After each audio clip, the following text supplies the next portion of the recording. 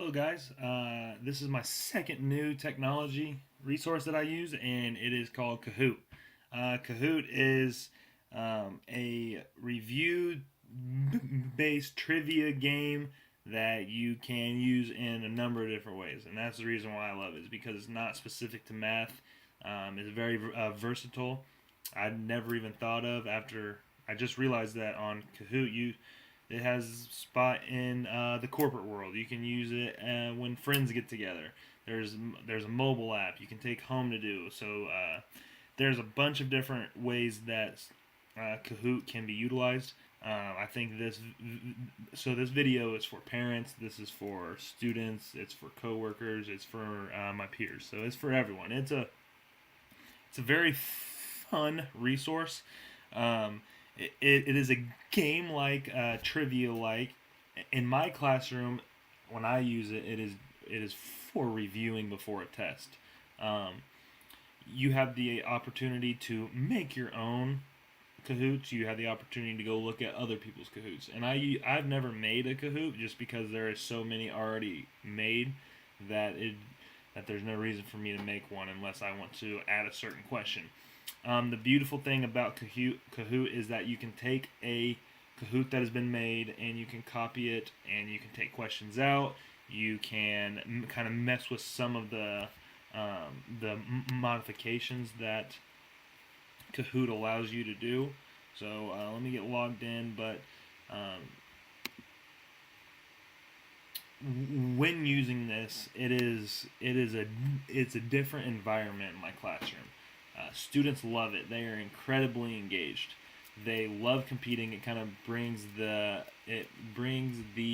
energy out of the students. It's not like a normal day in class. They're up. They're hooping and hollering. They are competing. It is pretty fun. So you have you can go discover is where you kind of search for anything and everything. There's tons of different topics. Like I said, I've only used this for math, but I could see how it could be used for anything. When you take your Kahoot, you can either just play it from that. So let me just click on holiday, this geometry one. You can play it straight from here, and you can get it and go. You can also duplicate it and make it your own, which means that you can. Let me see where mine are.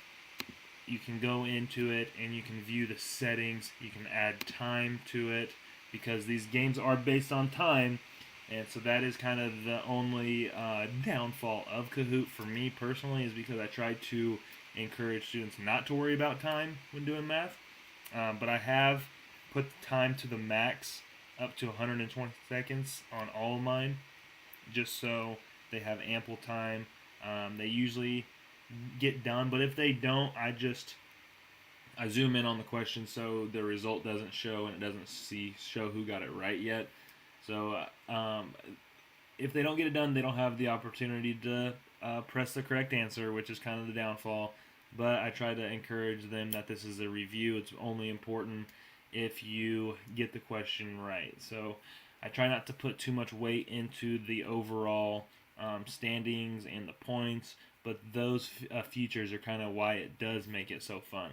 So if you just go into play, it brings you to the website. You can have two different ways to play Kahoot. You can do each player is on their own team, or you can do team versus team. When you do each player versus each player, the students get to customize their names, which is another reason why they love it. They love making their goofy names, and they kind of, I don't know, they just love that part. But there's some different options that you can use on here. The name generator you can turn on if they're making inappropriate names.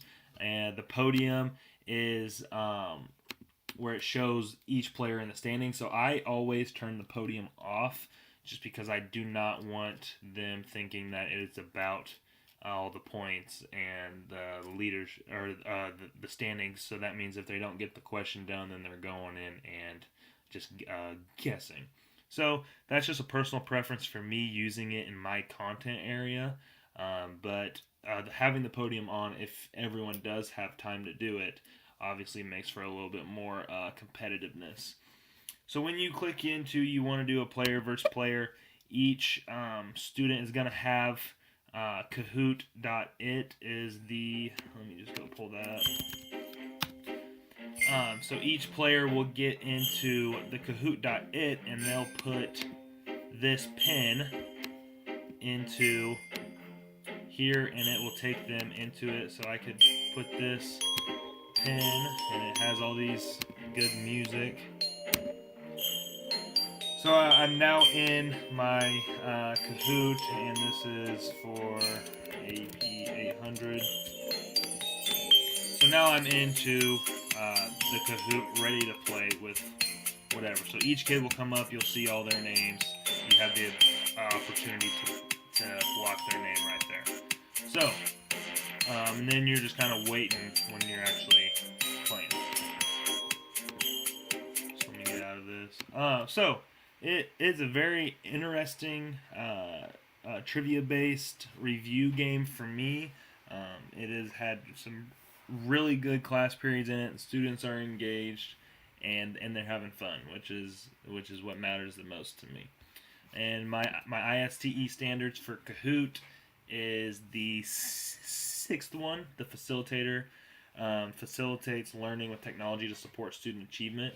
And the first one is my goal was to foster a culture where students take ownership of their learning goals and outcomes in both independent and group settings. And the other one is to manage the use of technology and student learning strategies in digital platforms, virtual environments, and hands-on maker spaces or in the field.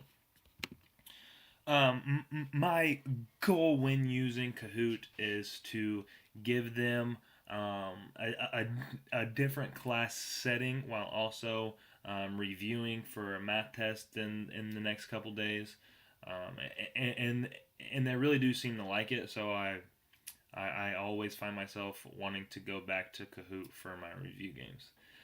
If you have any questions about how I use Kahoot or anything about just Kahoot in itself, please let me know. And I appreciate you guys watching. Thank you.